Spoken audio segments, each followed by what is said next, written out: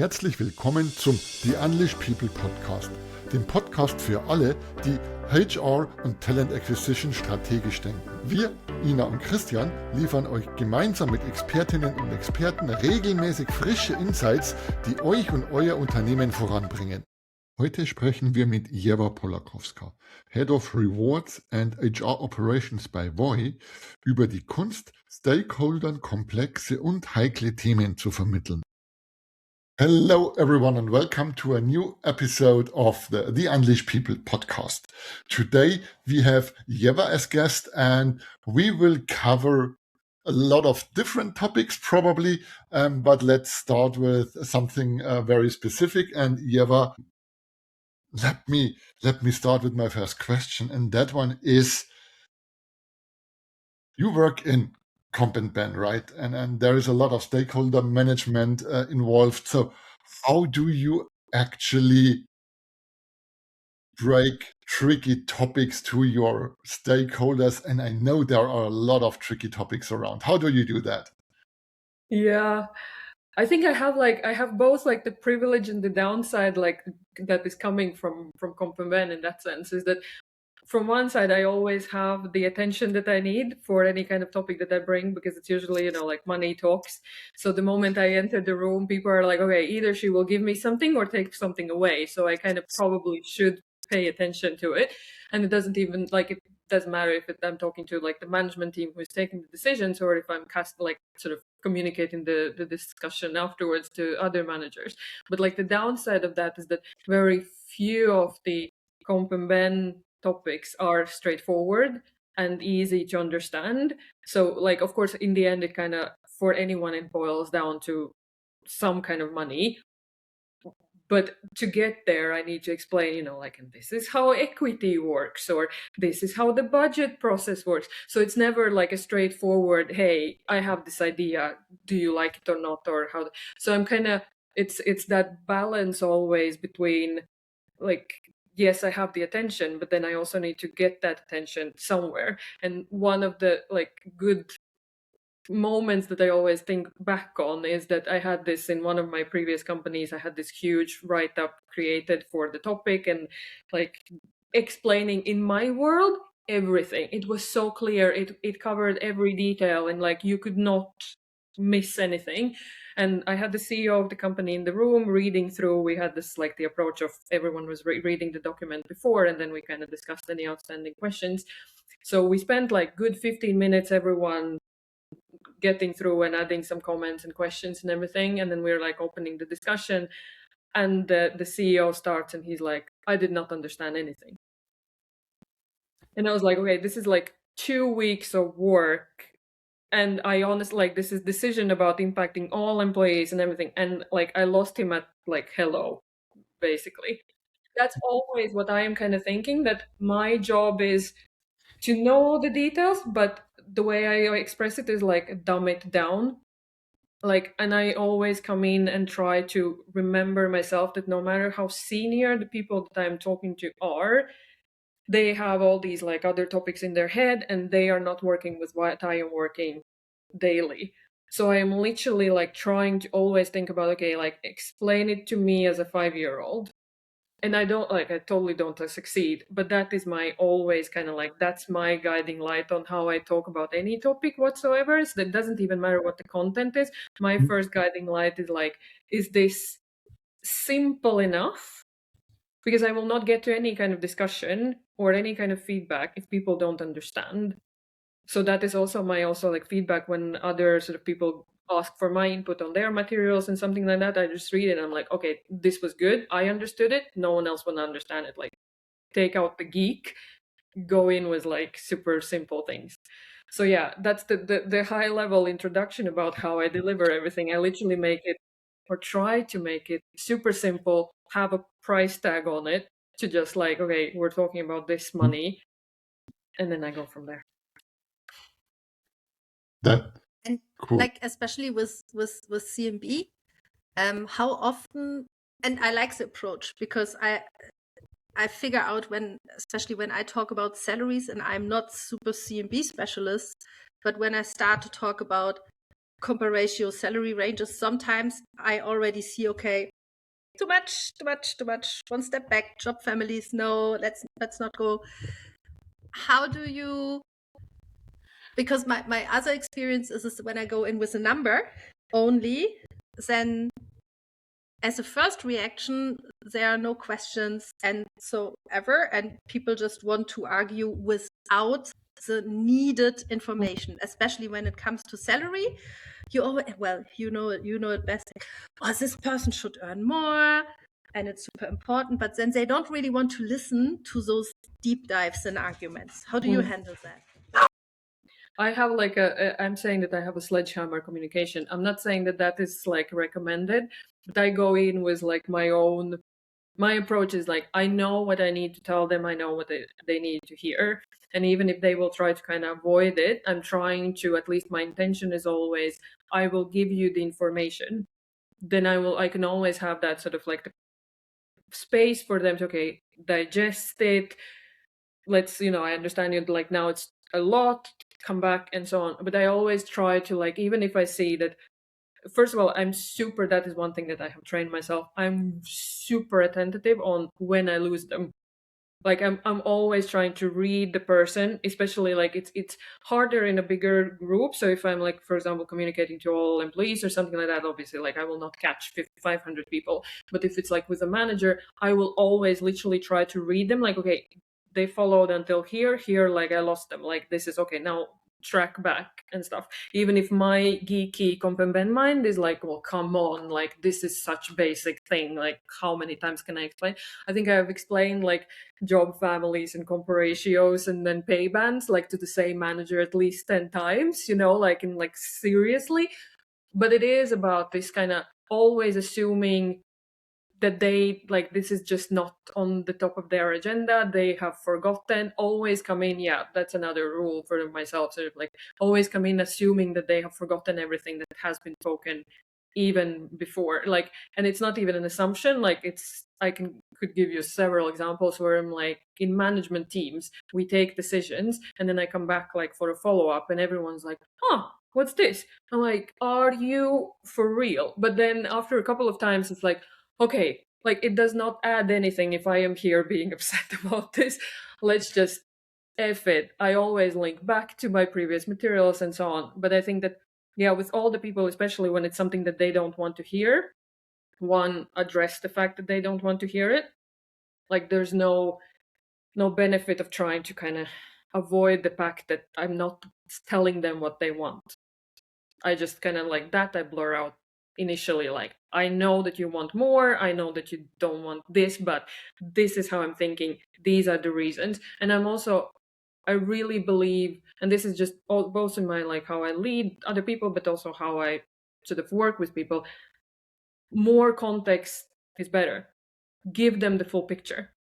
Not obviously not like always, because sometimes the full picture will like just muddy the waters even more. But like the more they understand the background of it, is like now literally can give you an example. I am now saying no to a couple of senior leaders on things that they want to kind of like offer to a candidate.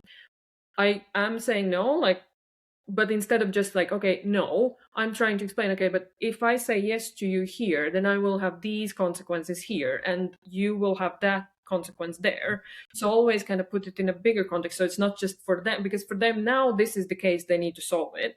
But for me, it's like, okay, but in 6 months, I will come back in a similar situation. Like, so always that larger picture getting through. But yeah, always also not giving up on when they are like closing down. And I'm like, no, just one more thing. You said one interesting thing, that you really focus on when you are losing people, and I think that's super important. Do you have any kind of tips, tricks, how you figure out? Because then, especially in management rounds, you have people sitting there like, yeah, I get it. So how do you figure out when you're losing people? I don't want to think that I have a superpower, but I can even see when they're nodding becomes just like just a nodding out of, when they are like the eyes are drifting and stuff. Like I'm really trying to read, like, and now in the remote environment a lot. You can literally see when people start multitasking. Like, even if this isn't subject that is like important for them, it can be even in a one-on-one meeting. Like, I can see that they're doing something else, like picking up those super small signals. And when they are, like, just like, you can start to hear like a little bit too many of the when it's just like, okay, you're literally thinking about something else right now, and this is like like those kind of things. It's not, because it's not going to be what they're saying. Like, of course, like the ultimate thing is when, like you ask them a question and there's like just silence because they did not hear your last 5 sentences. But that's like the last thing. I think for me, it's really like, I'm literally, especially in like one-on-one meetings and stuff, I'm like this, looking at people. So I honestly hate when people don't turn on their cameras, like when there are more people in a meeting. I had this one company where they, it was the learning people who had this very good analogy. They were like, if you're not having your camera on in a remote meeting, that's like sitting in a meeting with a bucket on your head. And it's a very good like picture to think about. But that's, so it's very, very hard if you can't see the people. So I'm really trying to like watch them. And do you then kind of actively approach or ask another question to kind of get them back? So either I ask a question, I also have my like signature is cracking jokes. So I just say something that just like kind of switches on something, but somehow, like break it.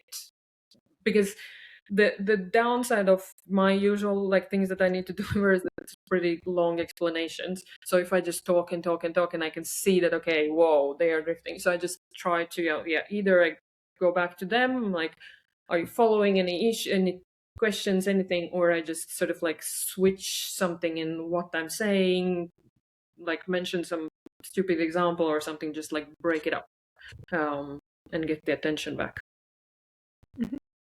And Yeah, one thing, Christian, sorry. No, you speak, all good. How polite. You can after me then. Yeah, Then I'm I quiet. will book a time to speak. That's good. Yes, it's booked already. So here's your ticket. Good. No,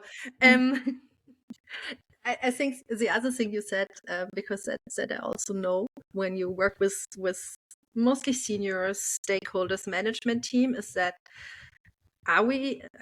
do we have an agreement on this? And then everyone is nodding, and then you come back 2 weeks later with, that's also something where and in the beginning, it actually felt weird and I didn't like it. But meanwhile, I'm in like, I summarize it and I send an email or use a SharePoint or whatsoever.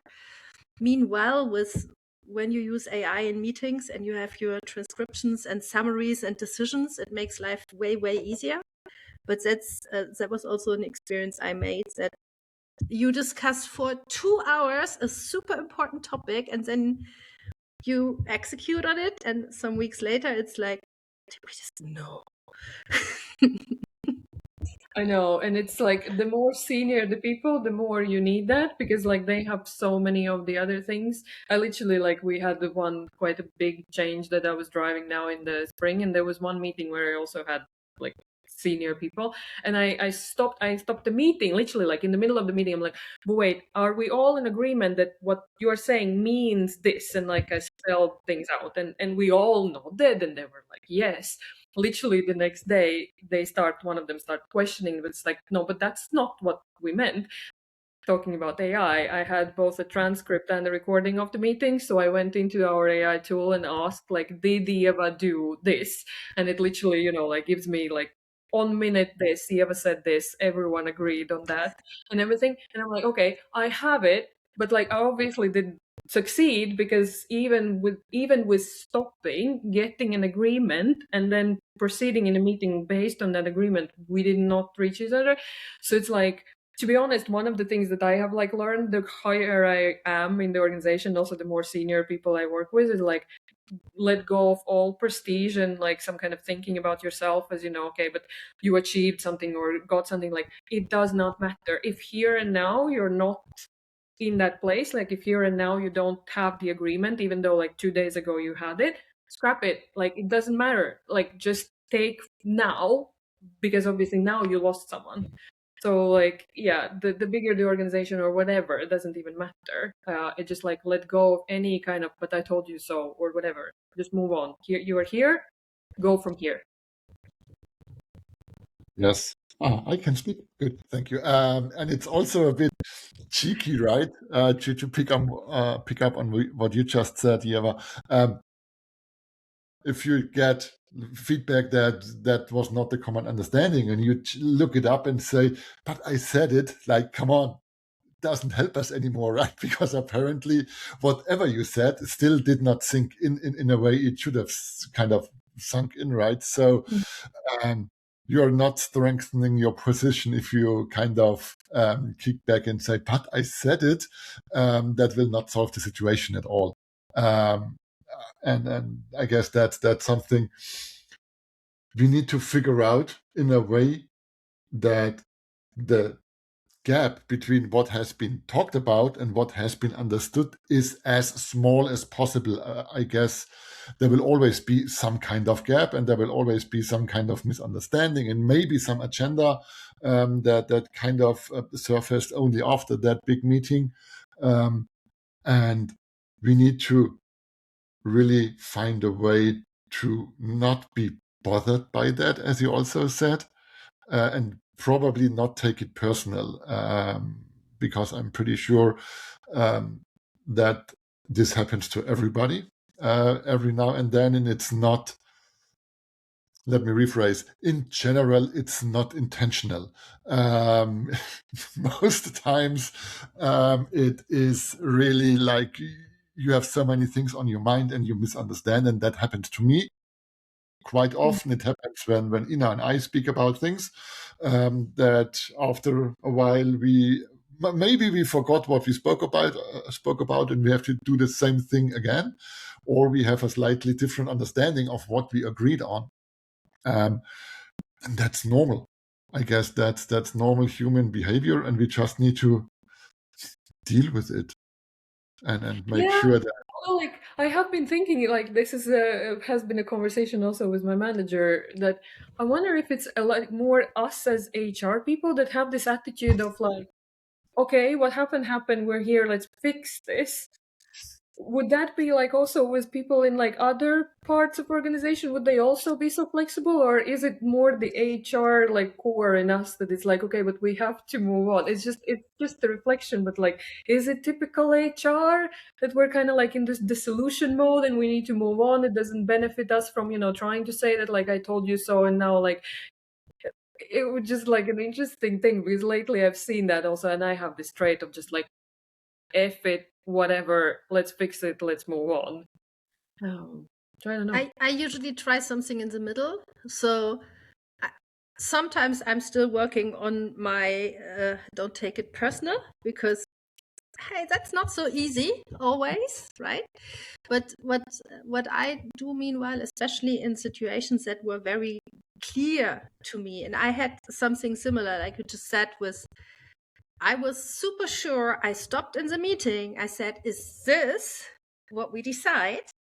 And then 2 weeks later, it was like forgotten. I went back into the transcript. However, then what I did was, okay, guys, apparently we have to rediscuss. That's all okay. But how can we avoid that this happened next time? Again, because we had a meeting on it. We spent time. We discussed for an hour. We came to a decision, but apparently most of us forgot about it or have a different view now. So let's analyze the process, do a little bit of like meta communication, because it's bothering for everyone, right? So it was not only me super annoyed because I was working in one direction for 2 weeks and then figured out, I don't have the agreement, even though I was pretty sure. And so that part, I think, is also important to openly address that, hey, something here went wrong, so that next time it works a little bit better. And at least in that group, since then, when I do that stop and say like, okay, let me summarize, do we agree on? I have the attention back, because it's still kind of in the, there was that discussion about the process, right? So I think there it's important to name it and not just No, try exactly. to deal with it. That's one of the things that I'm trying to work on, that I'm sort of, my coping mechanism is more like, again, benefits of working partially remotely, is that I have a pillow in which I scream, and then I sort of put the pillow down, and then I'm like, okay, I'm fine, let's move on. But maybe instead of screaming into the pillow, I could actually, in a sort of very constructive way, address the topic. But maybe the pillow is not too bad. First the pillow, then address it. I need a pillow. like, yeah, but totally recommend, actually works as. I was actually taught, on a funny side note, by one of my previous managers, if you encounter a situation like that, imagine you're talking with your mother or your dad, and as always, she annoys you. You actually do not kind of shout back immediately. You count to 3, sometimes to 10, and then you formulate an answer. And that helped me a lot, to like, no.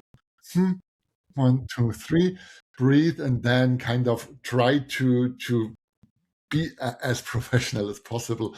But taking a professional break actually helps, and it also shows that people are actually thinking about it, at least in my opinion. But to kind of circle back a bit, if we are bold, right? And if we already had been in such a situation, we could also change the way of the meeting a bit. And that's just a suggestion, right? Say we want to avoid a lot of time and a lot of talking, right? So we reduce the actual meeting by half, and I send out everything that we will talk about before. And when we start, I do a short quiz on what's in that document. And if everybody can give a proper answer, we decide on things. And I know, Ina, we tried that out as well, maybe not as hard, but honestly, it did not really work out properly as well. Because if you need to prepare something, well, people maybe they take a short look at it and think they understand what's written on that, and then you start from square one. Again, specifically when we speak about Comp Ben, with so many different things you need to be aware of, and so many numbers and lines and whatever, I guess it's super hard to prepare yourself when you're not deeply into the topic.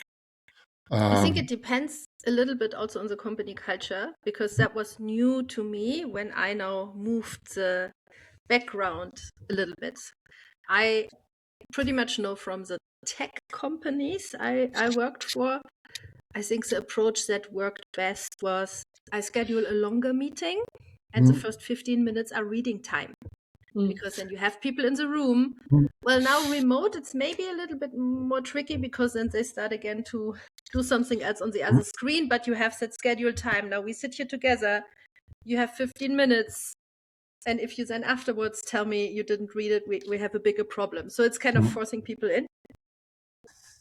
But then moving into another sector where I now work a little bit more with in a think tank with researchers, I was actually like really surprised, because I did send out a document, and then within hours I got it commented through, even with working on typos, and I was like, "Whoo, okay, that's new." But actually, people do read. That's new for me. So, but I think maybe it's because researchers, I don't know.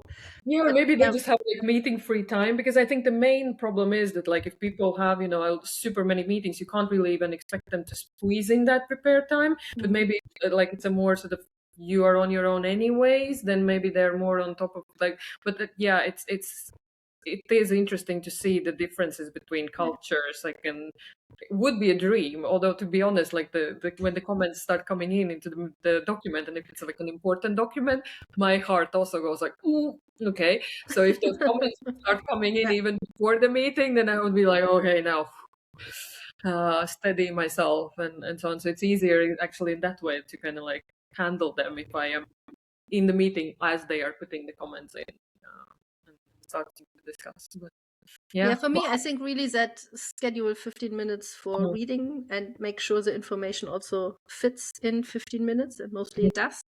Makes kind of most sense. I also try to block reading time as the pre-meeting. So I did put a meeting into people's calendar with, this is the time to read that document so we can talk next day. Yeah.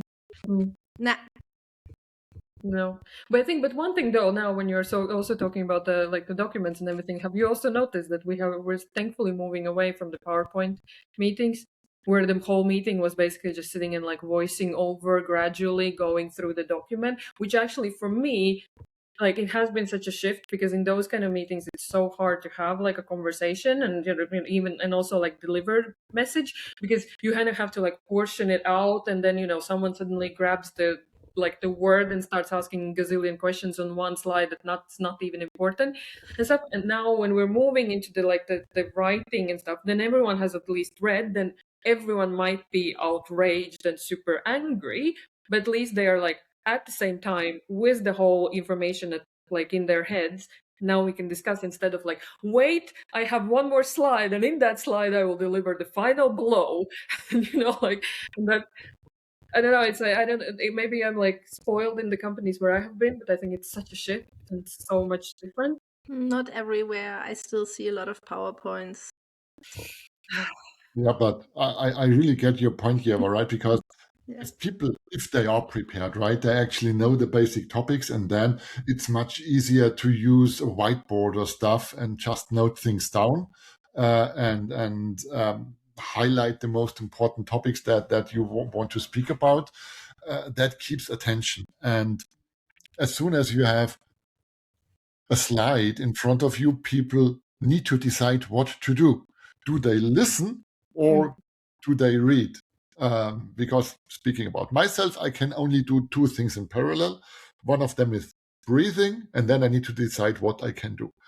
And usually, if you have slides, people tend to focus on the slides, and the more text you have on them,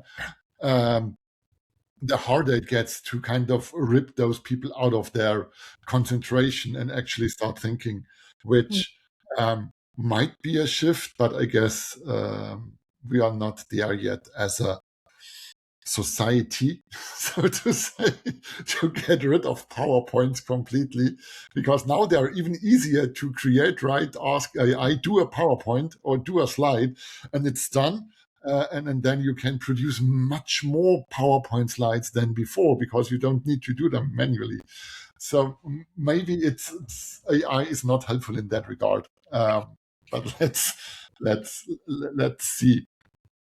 Now it takes an interesting turn, because the first thing I thought now about is also how many documents are now produced with AI. And then instead of reading, people put it into AI, extract the main answer on So I wonder if, like, I think the amount of documentation got more, but I think people read less. So I'm curious how this is going to develop. So Because now we have this loop of someone starting the sort of the loop basically by, okay, create this document, and the document is 50 pages. The person sends it to the next person, who is like, oh, I'm not reading 50 pages, puts it into AI, hey, summarize this in one page. Then they get the one page, and they send back their feedback, and the other one is like, okay, and now expand this into a 50-page again. It's just, this is not productive for anyone, and yes, no one reads. So I'm actually, this is completely off the topic, but I am wondering when we will reach the first generation who are not able to read and write, because they can interact with everything just by voice. So it will be an interesting thing. Hopefully we will figure that out before, because as soon as you use AI, you are not sure whether the model actually has the same topics in mind, or kind of prioritizes the same topics that you prioritize in your document, right? So there might be that 20% or 50% of what you think is necessary is actually not answered, and you assume there is no comment on that, so I can do it, which would create even more friction. So I guess reading is still necessary, understanding even more, because I can read and not understand. But I don't think we will kind of come to the situation where people don't read anymore, hopefully. hopefully. I really hope so too. It's sometimes scary. Where I use it, though, and I think that's helpful indeed, is that sometimes when I prepare a communication, is that I describe the stakeholder and say, hey, is that the right approach? And even though I'd say I have quite some experience in how to deal with different stakeholders, it's good. So there's quite some stuff coming out and feedback and how to change things where I see, okay, this is saving me quite some time and communication loops. So that's, I think, something where you can, when it comes to how to communicate to your stakeholders, maybe then you have your point of view, you write your details and say, okay, I want to present that to a CEO of the company.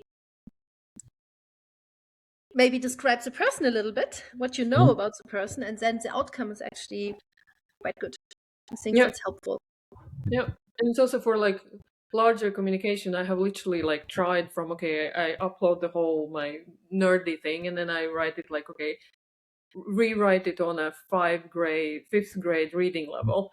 And even if I don't use exactly what it produced, it kind of gives like a very good way of, okay, this is how you turn it more simple, this is what you rephrase and so on. So it's just like, it is a good, like you still have to, this is the thing that where we're still adding the values, that the actual messaging is obviously coming from me, but the wording, phrasing can come from the AI tool.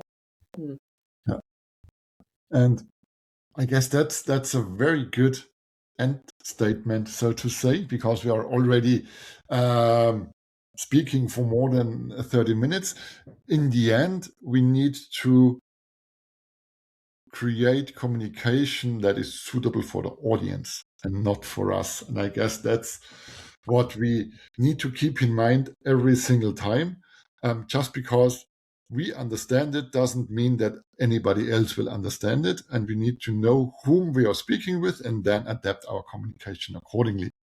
And in doing so, we kind of mitigate the risk a bit of being completely misunderstood, and we can move forward a bit faster, right? Very good way to summarize it. Almost Nice. AI-like. Yeah, I have my prompt down there and it's telling me what to say.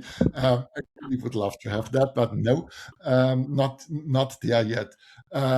So, Ieva, thank you very much for joining us, for taking the time to speak with us. We got some really good insights and also actionable insights out of that.